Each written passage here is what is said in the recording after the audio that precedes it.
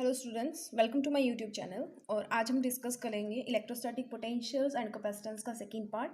First part के अंदर हम इलेक्ट्रोस्टैटिक पोटेंशियल को डिस्कस कर चुके हैं। उसके अंदर हम electrostatic potential due to a point, electrostatic potential due to a dipole और electrostatic potential due to a system of charges निकाल चुके हैं। अब हम नेक्स्ट करेंगे इक्विपोटेंशियल सरफेसेस के बारे में। इक्विपोटेंशियल सरफेसेस जैसे नाम से क्लियर हो रहा है, इक्विपोटेंशियल मतलब जिनका पोटेंशियल इक्वल होता है हर एक पॉइंट के ऊपर, उनको बोला जाता है इक्विपोटेंशियल सरफेसेस। हर एक पॉइंट के ऊपर जिन सरफेसेस का पोटेंशियल इक्वल होता है they are also known as equipotential surfaces. जैसे डेफिनेशन देख लेते हैं। An equipotential surface is a surface with constant value of potential at all points on the surface. हर एक पॉइंट के ऊपर कांस्टेंट वैल्यू ऑफ पोटेंशियल होता है, उनको बोला जाता है इक्विपोटेंशियल सरफेस। और पोटेंशियल की वैल्यू हम जो सिंगल चार्ज होता है उसके कारण निकालते हैं। V is equal to 1/4 pi epsilon naught Q by R। Single charge Q के कारण ये आती है। R हमारा कांस्टेंट अगर हो जाता है, अगर R की वैल्यू कांस्टेंट हो जाती है तो V भी कांस्टेंट हो जाता है, क्योंकि सिंगल चार्ज Q की वैल्यू कांस्टेंट है, 1/4 पाई एप्सिलॉन नॉट कांस्टेंट है। तो अगर R कांस्टेंट हो जाता है तो V भी कांस्टेंट हो जाता है। ठीक है, देयरफॉर हमारे पास क्या होता है, जो इक्विपोटेंशियल सरफेसेस होते हैं सिंगल चार्ज के कारण वो कंसेंट्रिक सफेरिकल सरफेस ही आते हैं। क्योंकि जब R कांस्टेंट हो गया तो यानी कि यहाँ से यहाँ का डिस्टेंस जब हम सफियर ड्रा करते हैं तो उनका रेडियस जो होता है हर पॉइंट के अंदर क्या होता है, सेम होता है। तो जब R कांस्टेंट हो गया, R कांस्टेंट होते ही हमारे पास क्या हो गया, जो प्लस चार्ज के कारण या सिंगल चार्ज के कारण, सिंगल पॉजिटिव चार्ज के कारण जो इक्विपोटेंशियल सरफेसेस बनते हैं वो सफियर्स बनते हैं। और जैसे जैसे दूर जाते जाओगे इन सफियर्स का गैप इंक्रीज होता जाता है, क्योंकि फील्ड जो है वो कम होता जाता है चार्ज से जैसे ही हम दूर जाते हैं। नेक्स्ट देखते हैं कि हमें पता है कि जब पॉजिटिव चार्ज की हम बात करते थे, हमने पहले जब डिस्कस किया था, तो पॉजिटिव चार्ज के अंदर क्या थी, electric field lines radially outward direction के अंदर जा रही थी, आउटवर्ड डायरेक्शन के अंदर निकल रही थी, यानी कि प्लस चार्ज से बाहर की तरफ हमारी इलेक्ट्रिक फील्ड लाइंस हैं वो ट्रेवल कर रही थी। तो अब इलेक्ट्रिक फील्ड लाइंस जो है due to positive charge Q greater than 0 are radial line starting from the charge से वो स्टार्ट हो रही थी। इसका मतलब क्या है, फॉर कोई भी चार्ज कन्फिग्रेशन इक्विपोटेंशियल सरफेस होगा ना एक पॉइंट के ऊपर, वो नॉर्मल होता to the electric field at that point. हमेशा जो भी इलेक्ट्रिक फील्ड पॉइंट हमारे पास होगा, इलेक्ट्रिक फील्ड का पॉइंट हम जो लेंगे उसके हमेशा ही नॉर्मल के ऊपर परपेंडिकुलर हमारा जो इक्विपोटेंशियल सरफेसेस है वो लाई करते हैं। जैसे कि नीचे आपको फिगर दिखाई हुई है, इस डायरेक्शन के अंदर हमारी इलेक्ट्रिक फील्ड लाइंस जा रही हैं और इसके परपेंडिकुलर डायरेक्शन के अंदर आपको जो पर्पल कलर के प्लेन्स दिखाई दे रहे हैं ये होते हैं इक्विपोटेंशियल सरफेसेस। तो हमेशा क्या होता है, किसी भी चार्ज कन्फिग्रेशन के लिए इक्विपोटेंशियल सरफेसेस जो होंगे थ्रू एक पॉइंट के ऊपर वो नॉर्मल होते हैं किसके, electric field at that point. इस पॉइंट की बात अगर मैं करूं तो इसके भी क्या होगा, नॉर्मल डायरेक्शन के होगा और इलेक्ट्रिक फील्ड हमारी इस डायरेक्शन में जा रही है और इक्विपोटेंशियल सरफेस हमारा परपेंडिकुलर डायरेक्शन के अंदर है। तो ये हमें दिखाया गया equipotential surfaces for uniform electric field, जब आपका यूनिफॉर्म इलेक्ट्रिक फील्ड यहाँ पे लग रहा है। ठीक है, यूनिफॉर्म इलेक्ट्रिक फील्ड के अंदर इक्विपोटेंशियल सरफेसेस ऑलवेज नॉर्मल होते हैं इलेक्ट्रिक फील्ड एक पर्टिकुलर पॉइंट के लिए। जिस पॉइंट के लिए हम पोटेंशियल निकाल रहे हैं वो पोटेंशियल हमारा कांस्टेंट आता है। ठीक है, तो इक्विपोटेंशियल सरफेसेस वो सरफेसेस होते हैं जिनका पोटेंशियल हर एक पॉइंट के ऊपर कांस्टेंट होता है। आप प्लेन के ऊपर कोई भी पॉइंट ले लो, जैसे ये प्लेन हो गया हमारे पास, इसके ऊपर पोटेंशियल निकालोगे, मान लो V1 निकाल रहे हो, इसके ऊपर निकालोगे मान लो V2 निकाल रहे हो, इसके ऊपर निकालोगे V3 निकाल रहे हो, तो ये V1 V2 V3 जो सारे के सारे हैं वो सेम ही होते हैं। ठीक है, तो नेक्स्ट हम देखते हैं। नेक्स्ट हमारा इंपॉर्टेंट आर्टिकल है एक relation between electric field and potential. Exam में काफ़ी बार 3 या 4 नंबर के अंदर पूछ लिया जाता है, कई बार 2 नंबर के अंदर भी आ जाते हैं। रिलेशन निकालना है हमने इलेक्ट्रिक फील्ड इंटेंसिटी E के बीच में और पोटेंशियल V के बीच में। ठीक है, तो उसके लिए हम क्या कर लेते हैं, 2 इक्विपोटेंशियल सरफेसेस ले लेते हैं। आपको 2 इक्विपोटेंशियल सरफेसेस दिख रहे हैं A और B। एक का पोटेंशियल है हमारे पास V और एक का है V प्लस डेल्टा V। अब आप ये बोलोगे कि हमने तो पोटेंशियल सेम लिया है, तो फिर ये डेल्टा V कैसे आया, इसका रीज़न भी हम डिस्कस करेंगे। अब हमने क्या लिया, कोई एक P पॉइंट ले लिया, ठीक है, B सरफेस के ऊपर, ये B वाले सरफेस के ऊपर हमने कोई B पॉइंट ले लिया।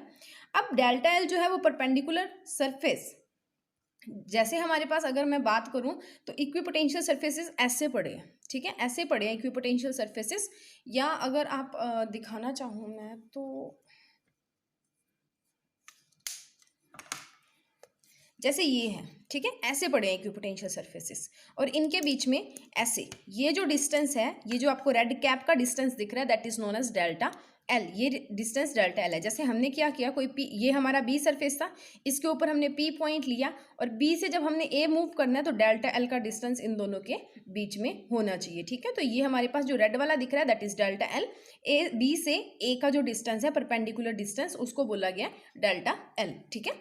नेक्स्ट हम देखते हैं, अब डेल्टा वी हमारा क्या, change in the direction, change in v in the direction of electric field. अब हम डिस्टेंस भी तो मूव करके जा रहे हैं और जो हमारा पोटेंशियल होता है वो इन्वर्सली प्रोपोर्शनल होता है आर के डिस्टेंस के, ठीक है। तो यहाँ पे एक पोटेंशियल है, यहाँ पे कोई चार्ज पड़ा है, यानी पोटेंशियल तभी आएगा ना जब चार्ज होगा।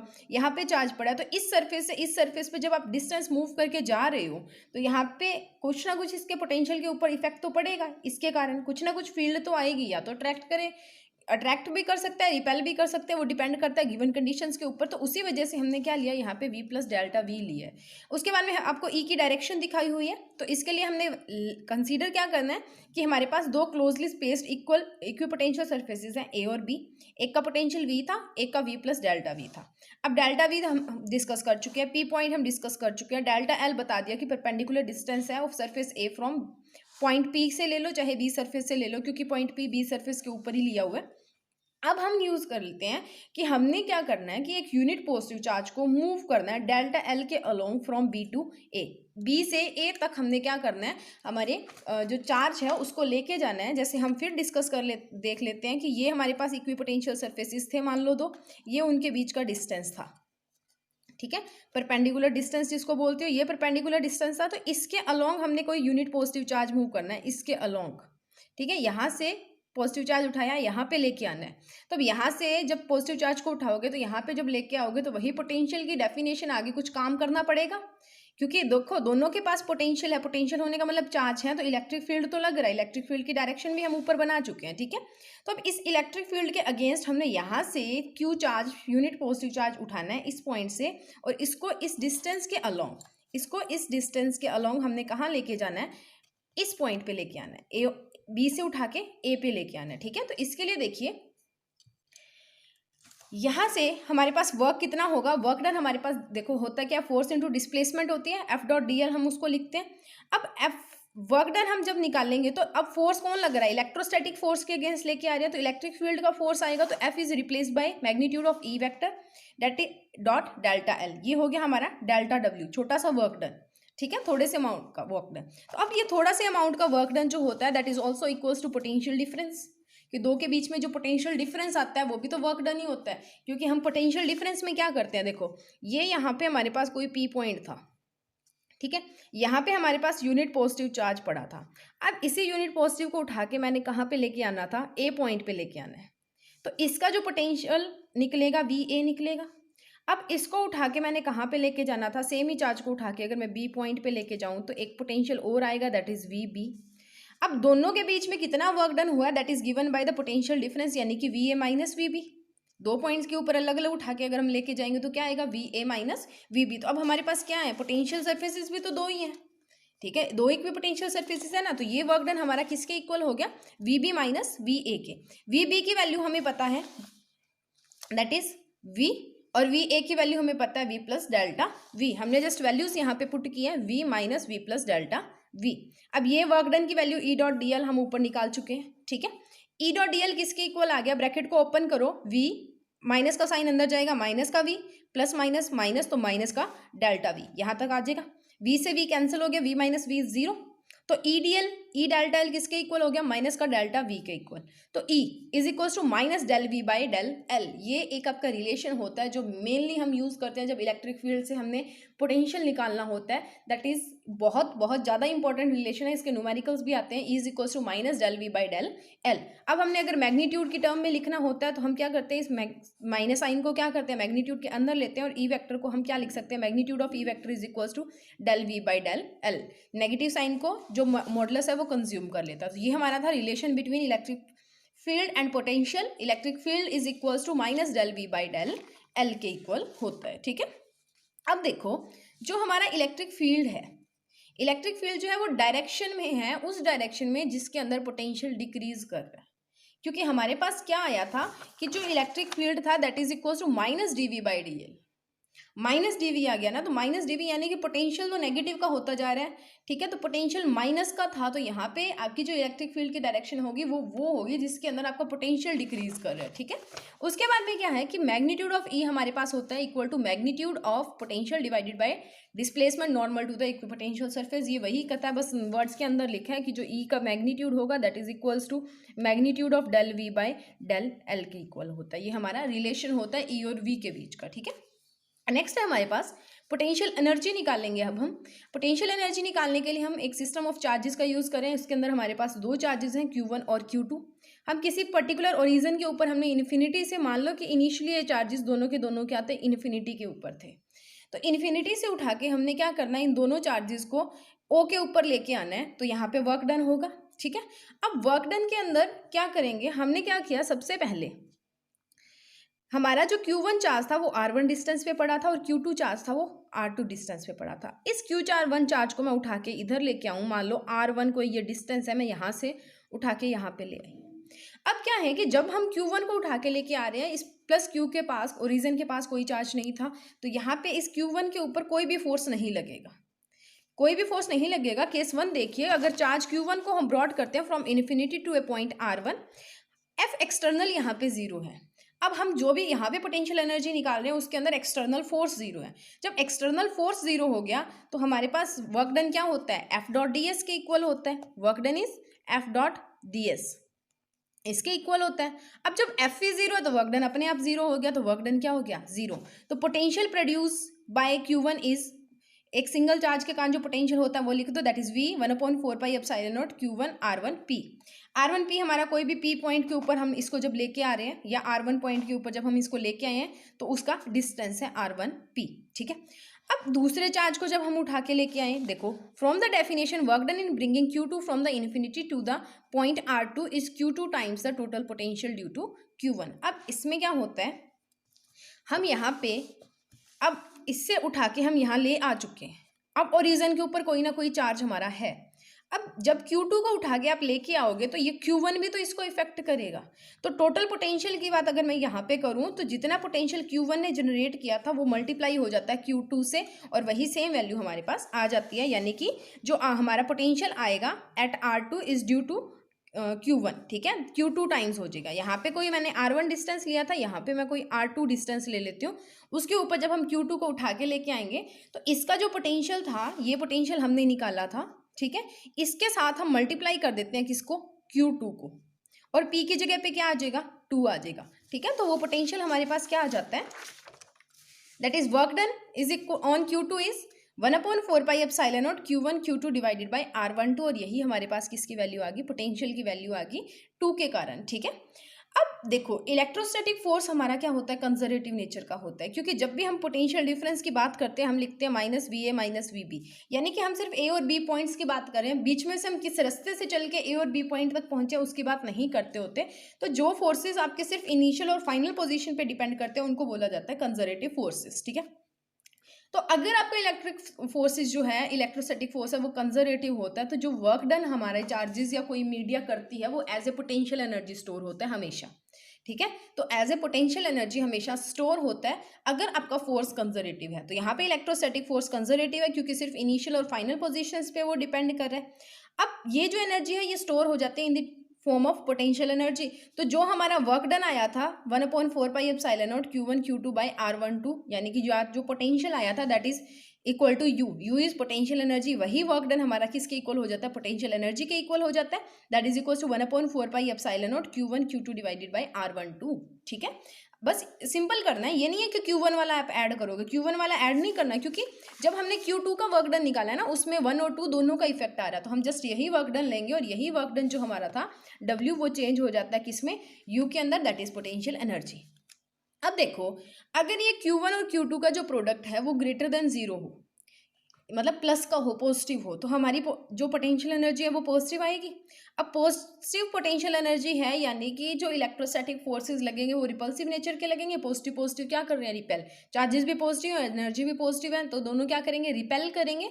तो पॉजिटिव वर्क डन हमें करना पड़ेगा उस चार्ज को उठा के लेके आने के लिए। वैसे ही हमारे पास अगर Q1 Q2 का जो मैग्नीट्यूड है वो 0 से छोटा हो जाता है, यानी कि नेगेटिव का हो जाता है, तो पोटेंशियल एनर्जी भी नेगेटिव हो जाएगी, डायरेक्ट प्रोपोर्शनैलिटी है। तो नेगेटिव और पॉजिटिव में क्या होगा, अट्रैक्शन होगा, तो यहाँ पे भी हमें positive amount of work done करना पड़ता है, ठीक है।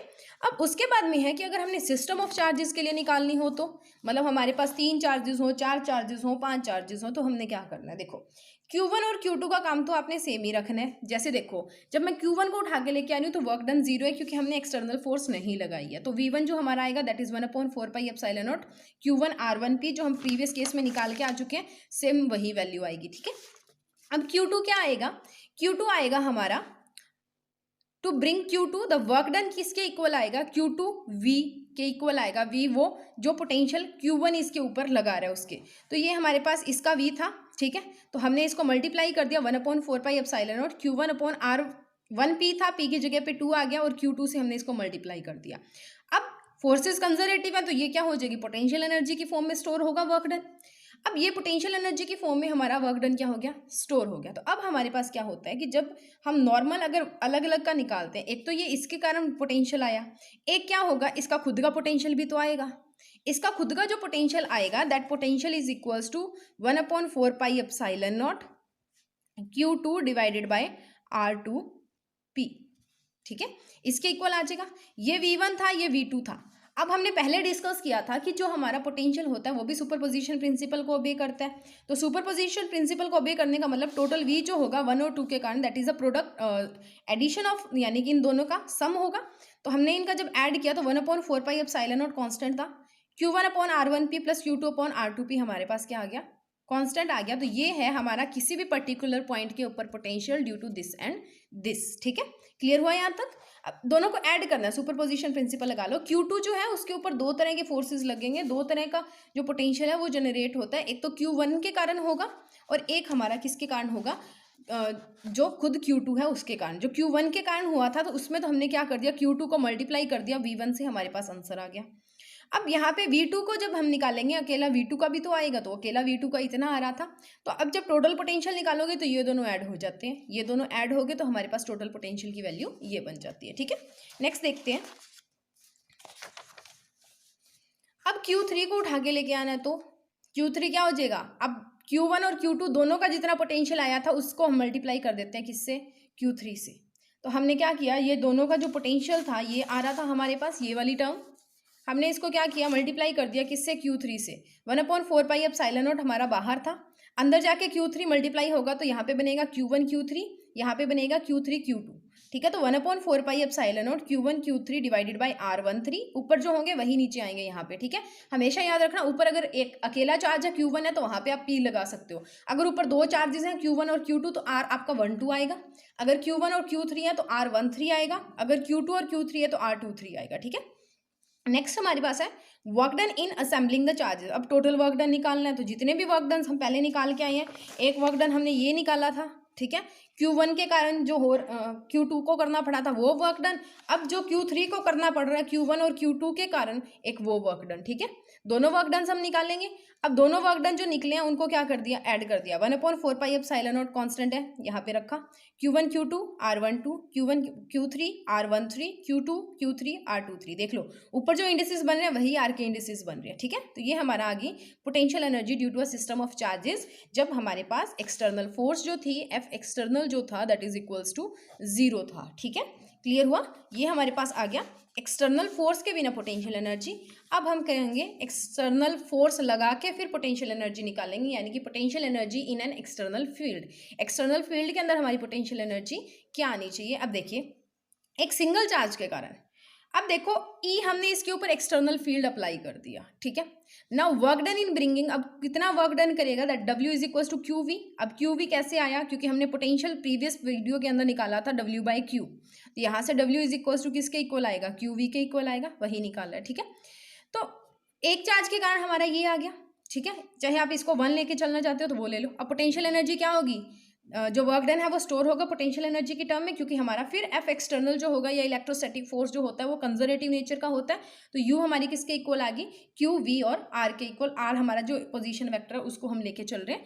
तो ये हमारे पास सिंगल चार्ज के कारण आ गई, कुछ चेंज नहीं करना, सिंपल सिंपल लगा दो, ई लगा दिया, वर्क डन निकाल लो और यू निकाल लो, बस आपने यहाँ पे ई लगा के रखना है, ठीक है। अब नेक्स्ट जो होगा, नेक्स्ट हमारे पास क्या है, potential energy of A system of two charges, दो चार्जेस के कारण निकालेंगे। पहले हमने विदाउट जो फोर्स था उसके कारण दो चार्जेस की निकाली थी, अब हम विद फोर्स क्या करेंगे, दो चार्जेस की निकालेंगे। तो अब पहले हमने क्या किया था, ये F external zero, work done zero और पोटेंशियल निकाला था। अब ये ऐसा कुछ नहीं होगा। अब देखते हैं, देखो क्या होगा। हमारे पास दो चार्जेस ले लिए हमने, Q1 और Q2। Q1 है हमारा R1 पोटेंशियल पे, R1 पोजीशन वेक्टर पे, और Q2 है हमारा R2 पोजीशन वेक्टर पे ओरिजिन से, ठीक है। इन एन एक्सटर्नल फील्ड के अंदर, एक्सटर्नल फील्ड यहाँ पे एग्जिस्ट कर रहा है E, ठीक है। अब first point, work done in bringing Q1 charge at R1 in an external field from infinity. Infinity से आपने Q1 को उठाना है और R1 डिस्टेंस के ऊपर लेके आना है, ठीक है। ये इन्फिनिटी थी, यहाँ से आपने चार्ज को उठाना है और इस R1 डिस्टेंस पे लेके आना है। अब इस R1 डिस्टेंस पे जब आप लेके आओगे तो हमारे पास वर्क डन आएगा, that is Q1 V R1। पहले हमने लिया था 0, अब नहीं होगा 0, यहाँ पे आएगा Q1 चार्ज और V R1। तो ये जो हमारा W प्राइम वर्क डन है that is equal to Q1 V R1 के इक्वल आ गया। अब दूसरी बात करते हैं Q2 की। जब Q2 को हम इन्फिनिटी से उठा के लेके आए हैं तब क्या करना है, तो तब देखिए Q2 के ऊपर दो तरह के काम होंगे। पहला तो जो वर्क डन है on Q2 against external field आएगा, और दूसरा जो हमारा वर्क डन है Q2 के against the field due to Q1। पहला तो हमने जो एक्सटर्नल फील्ड लगाया उसके अगेंस्ट वर्क डन करेगा, और दूसरा वो वर्क डन करेगा Q1 ने जो फील्ड प्रोड्यूस कर दिया, Q1 ने जो ये पोटेंशियल प्रोड्यूस कर दिया, इसके अगेंस्ट वो काम करेगा, ठीक है। तो अब दोनों आएंगे, तो दोनों के अंदर हम देखते हैं क्या होगा। अब देखिए W1 हमारा work done on Q2 against the external field, external field के अगेंस्ट जो हमने ई एक्सटर्नल लगाया उसके अगेंस्ट क्या होगा, Q2 V R2। सेम ही होगा, जहाँ पे Q1 था वहाँ पे Q2 कर दो, जहाँ पे V R1 था वहाँ पे क्या कर दो, R2 कर दो। बाकी दोनों चीज़ें क्या आएगी, सेम ही आएगी, ठीक है, दोनों सेम ही है, क्लियर है। उसके बाद में हमारे पास क्या, work done on Q2 against the field due to Q1 के कारण। तो वो क्या होता है, जितना पोटेंशियल, जितना वर्क डन किसने, Q1 ने किया होता है, उससे हम सिर्फ Q2 को मल्टीप्लाई कर देते हैं।